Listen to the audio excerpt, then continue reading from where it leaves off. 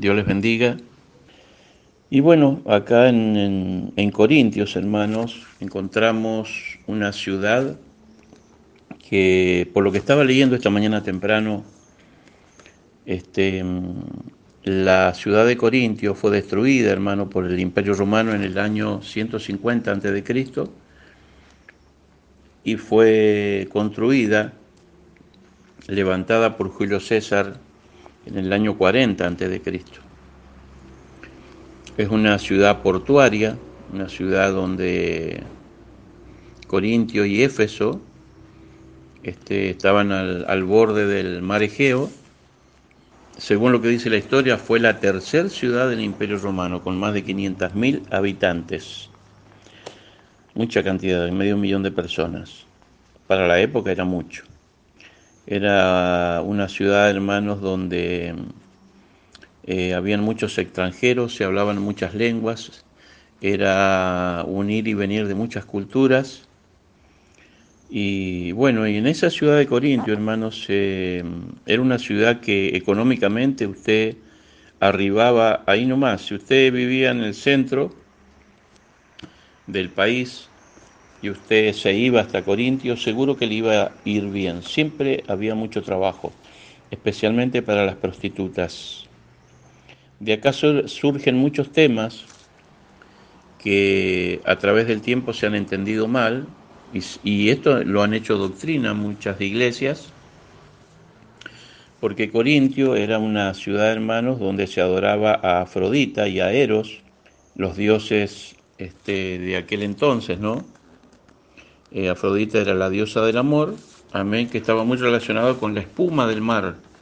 Y esta ciudad, hermanos, era una ciudad económicamente muy buena para vivir.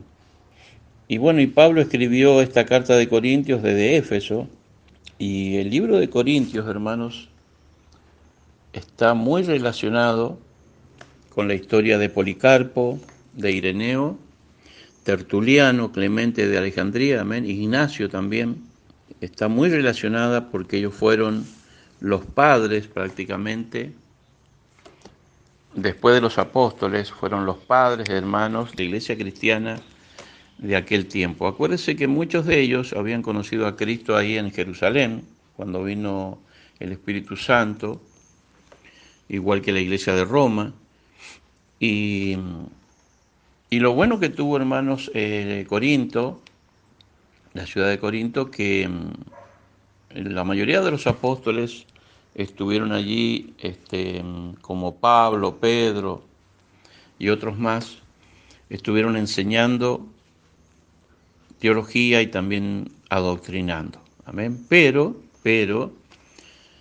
el tiempo, hermanos, hizo que ellos se enorgullecieran de su intelecto y sus capacidades espirituales y capacidades de conocimiento de la Biblia.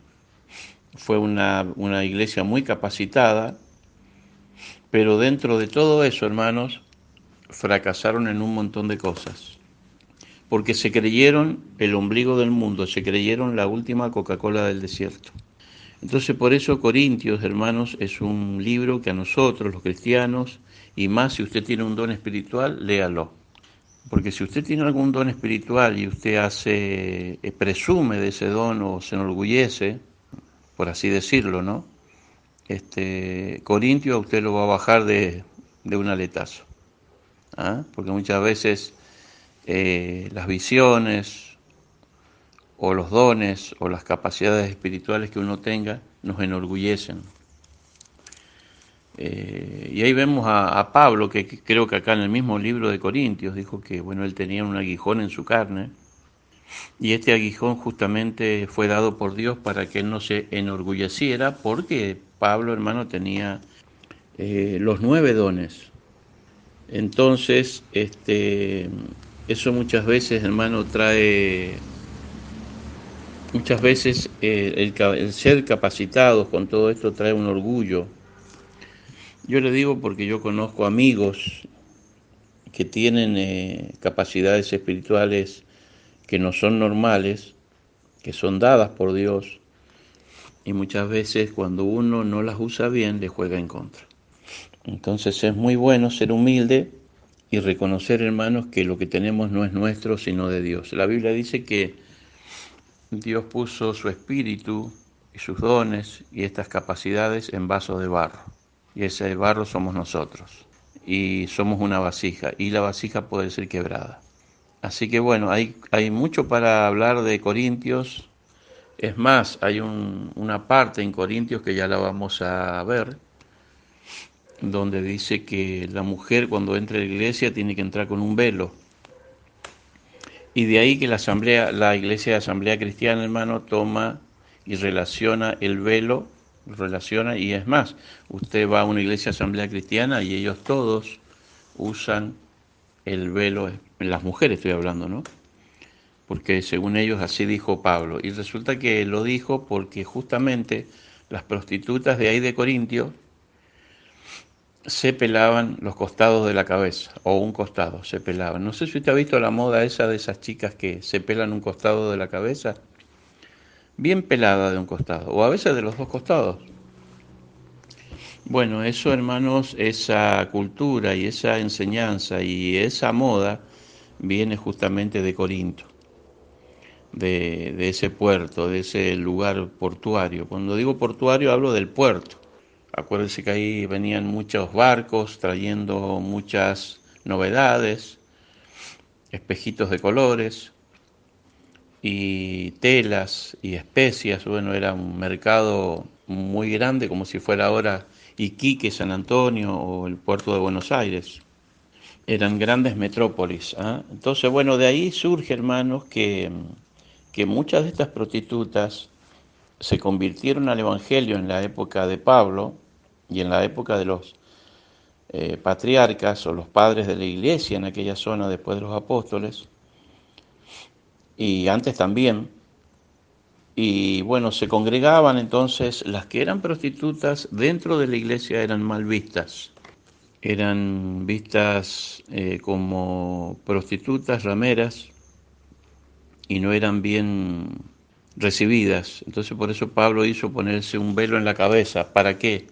Para que no usted no echara diferencia si esa persona estaba pelada al costado o no. Entonces uno pasaba desapercibido, entraban ellas al templo, entraban ellas a la casa de oración y usted no sabía si esa mujer estaba pelada o no, o sea, si era prostituta o no, o si había sido prostituta. Hasta por lo menos que le creciera el pelo, el cabello de vuelta, ¿no? Entonces, por eso Pablo, hermano, exigía que las mujeres se pusieran un velo en la cabeza. ¿Ah? Bueno, hoy día hicimos un pequeño paneo de lo que es la iglesia de Corintio, una iglesia que tenía mucho poder espiritual, pero lo malo usaban y presumían de ellos. Por eso Pablo después enseña en 1 Corintios 12, 13, 14 y enseña lo que son los dones espirituales. Yo conozco mucha gente hoy día, hermanos, que hablan lenguas y que tienen dones de Dios que nunca han leído Corintios. Y les hablo de gente que lleva 50 años en el Evangelio. Si usted habla lenguas o usted cree o presume tener un don, usted tiene que leer Primera y Segunda de Corintios para que usted sea capacitado e instruido en esto. Mire lo que dice ahí 1 Corintios capítulo 1, verso 1. Pablo, llamado a ser apóstol de Jesucristo por la voluntad de Dios. Acá vemos cómo Pablo vuelve a confirmar su apostolado y su llamado. Porque muchos dicen, bueno, los apóstoles fueron 12 y Pablo fue el número 13. No, hermano, los apóstoles siempre fueron 12. Y dentro de los 12 estaba Pablo. Usted va a decir, bueno, pero antes era Judas. Bueno, pero después de Judas quedó Matías, que lo eligieron ahí en Hechos capítulo 1. Lo eligieron, echaron suertes. Pero bueno, nosotros sabemos que el que fue elegido por Judas realmente y llamado y vio a Jesús fue Pablo. Y dice, y el hermano Sóstenes. Acá habla de un personaje que poco se habla en la Biblia, creo que aparece nada más que aquí en el libro de los Hechos, en uno de los viajes de Pablo. Y este Sóstenes, hermanos, se dice que pueden haber tres teorías de quién era. Muchos dicen que este Sóstenes era uno de los pastores o encargados de la obra ahí en Corintio. Otros dicen que era el empleado que tenía Pablo y era el que escribía. Pablo iba dictando y él iba escribiendo. Otros dicen que era un siervo del Señor, un discípulo. Pero mire lo que dice en el verso 2, a la iglesia de Dios que está en Corinto. Mire qué importante, a la iglesia de Dios que está en Corinto. A los santificados en Cristo Jesús. Ahí podemos darnos cuenta, hermanos, que esta era una carta que el apóstol Pablo enviaba y se la enviaba con muchos títulos, porque a Pablo, cuando él estuvo en Éfeso, le hicieron muchas preguntas, le mandaban cartas, habían muchas dudas de cómo era la doctrina. Entonces Pablo, hermanos, él necesitaba viajar especialmente para Corintio y explicarles cara a cara todo esto, de estos errores que estaban cometiendo estas iglesias y estas puertas que estaban abiertas del Evangelio en ese lugar. Y dice entonces a la iglesia de Dios que está en Corinto, a los santificados en Cristo Jesús, llamados a ser santos. Realmente la Biblia dice que ¿cuál es la voluntad de Dios? Esta es la voluntad de Dios, vuestra santificación. Nosotros, hermanos, tenemos que darnos cuenta de que el Señor está esperando de nosotros nuestra santificación. Muchas veces hay mucha gente que dice, vos vas a la iglesia a hacerte el santo, porque es lo primero que el diablo te saca en cara, ¿ves? O ya te andás haciendo el pastorcito, o te andás haciendo el Gigi Ávila, o el predicador. Pero nosotros sabemos como cristianos, hermanos, que ser santo no significa que seamos perfectos. El ser santo significa apartado para Dios. Ser santo no significa ser perfecto, sino llamado para Dios. Si usted se siente un llamado de Dios, usted va camino a la santificación. En la santificación nosotros podemos encontrar tres niveles. El cristiano de la tierra vive apenas el primer nivel. El segundo nivel lo vivió Pablo, amén. Si así uno lo puede declarar y decir, ¿no? Pero, o sea, en la santificación habrían tres categorías.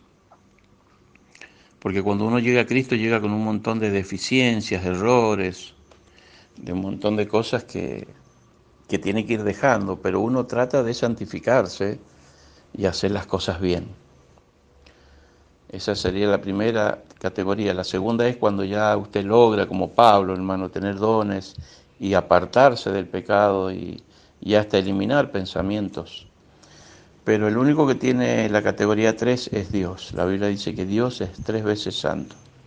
Así que bueno, nosotros podemos ver en esta mañana que dice, llamados a ser santos con todos los que en cualquier lugar invocan el nombre de nuestro Señor Jesucristo. Señor de ellos y también nuestro. Acá me gusta esta palabra que dice con todos los que en cualquier lugar del mundo invocan el nombre de nuestro Señor Jesucristo.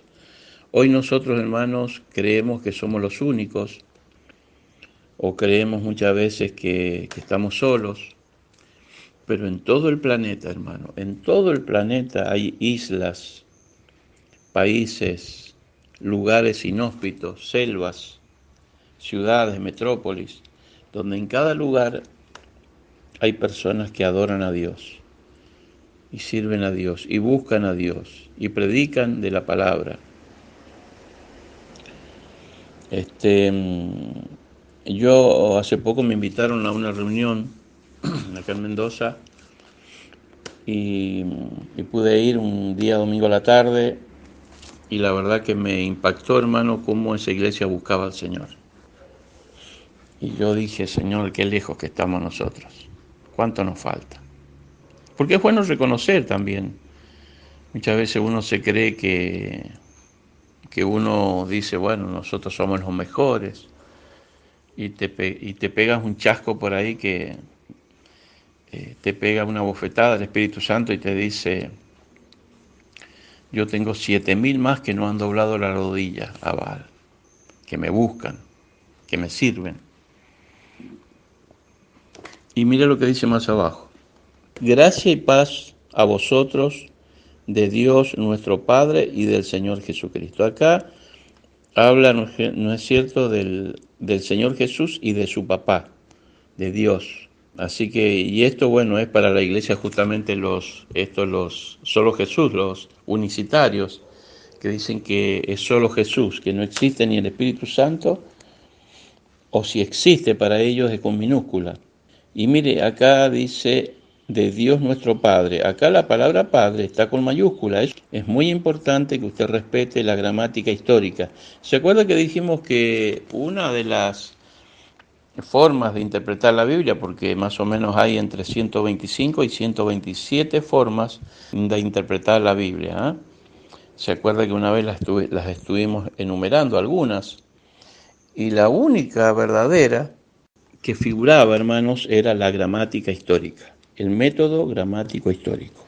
Entonces, si usted respeta la gramática y la historia del pasaje gramático histórico, usted se va a dar cuenta que la P de Padre está con mayúscula. Y la S de Señor y la J de Jesucristo también están con mayúscula. Y la D de Dios también está con mayúscula. ¿Ve? Esos temas, eso es muy importante. Mire, yo a veces leo los comentarios de gente que se jacta y ponen Dios con minúscula, Jesucristo lo ponen con minúscula, Elohim lo ponen con minúscula. Entonces, usted ahí se da cuenta, hermanos, que en ellos existe una falta de ortografía y una falta de respeto hacia Dios, porque los antiguos hermanos usaban el tetragramatón, así se llama, tetragramatón, que eran la J, la H y la W. Y bueno, después con el tiempo a esas tres letras que eran consonantes, porque acuérdense que en el idioma hebreo no hay vocales, después para poder nosotros pronunciarlas, le pusieron la E, la O y la A, que significa Yahweh o Jehová, o quedó como Jehová. Entonces, ahí tenemos el tetragramatón para poder pronunciar el nombre del Señor.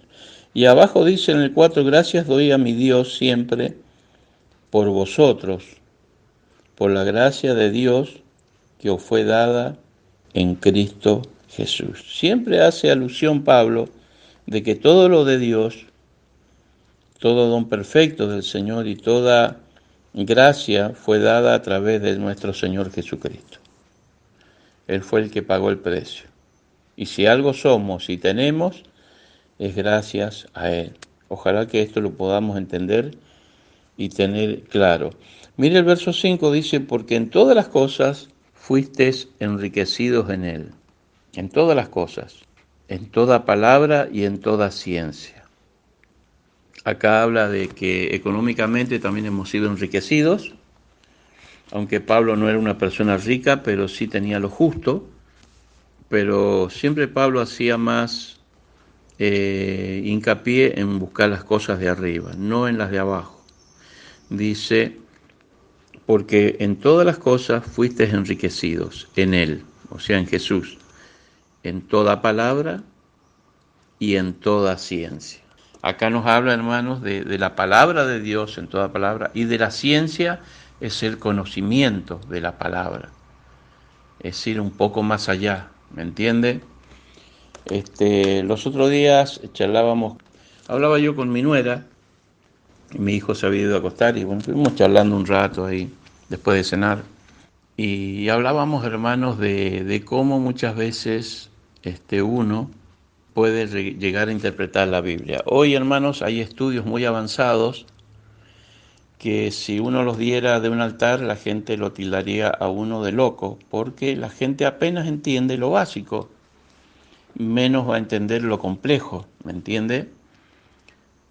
Porque estuvimos viendo una película, hermanos, de una nave que caía acá a la Tierra y ellos tenían una tecnología muy avanzada Entonces, bueno, surgió porque en la misma película al final hablaba de la maldad del hombre. Salía una voz de la nave que decía, nosotros no queríamos aterrizar en la Tierra porque ustedes los terrícolas son gente muy mala, muy delictiva, son gente que muy dañina, ustedes no son diplomáticos para nada, entonces nosotros siempre estamos mirando de lejos. Es como los ovnis, los platillos voladores, ¿no? Todo esto que estoy hablando es una película, no es una realidad. Pero me gustó esa frase que dijo al último y ellos decían, nosotros nunca quisimos caer en manos de los hombres, en esta tierra, porque acá son gente muy malvada. Entonces, yo podía notar, hermano, le comenté yo a mi nuera, le digo, vos sabés que en el milenio el Señor va a hacer descender del cielo una tecnología muy avanzada, una energía que procede de unas plantas, y van a venir aparatos, y van a venir aviones, aparatos, que los japoneses, ni los chinos, ni los rusos, ni los alemanes nunca han visto. Y usted va a decir, bueno, pastor, pero no es que en el milenio serán cosas espirituales. Entonces, por eso, hermanos, cuando uno enseña la Biblia, a veces uno no puede dar estos estudios bíblicos súper avanzados, y no es porque uno sepa más que otro, hermano. Lo que pasa que yo digo siempre, si usted quiere saber de la palabra, usted tiene que estudiar lo básico, que es como los rudimentos de la iglesia, que dijo el apóstol Pablo. La Santa Cena, el bautismo del Espíritu Santo, la santidad, el nuevo nacimiento, el cambio de mente, la koinonía, o sea, la comunión y la unión de los santos. Entonces, todos esos temas, hermanos, es lo básico. Y después, bueno, en el segundo plano está la teología sistemática, donde uno tiene que estudiar historia, antropología, un estudio de hermenéutica, no hace falta que lo haga a profundidad, exegesis bíblica, dispensación. Entonces hay una serie de temas y cosas que si usted no las estudia, le van a quedar un montón de cabos sueltos. Usted no quiera nunca interpretar todo, porque si usted no estudió esas materias, le va a ser imposible. Usted todo va a ser un sancocho, como muchos videos que he visto yo en internet, de muchos jovencitos, hermanos, que opinan de cosas y yo por ahí, yo siempre digo, me rajo las vestiduras.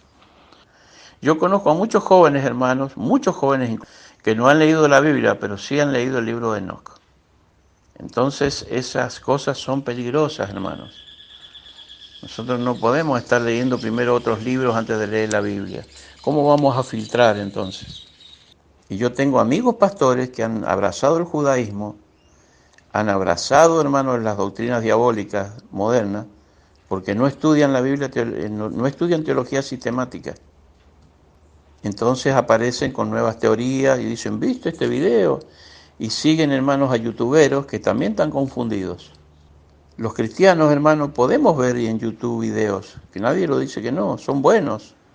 No todos, por supuesto. Pero primero tenemos que tener una base bíblica.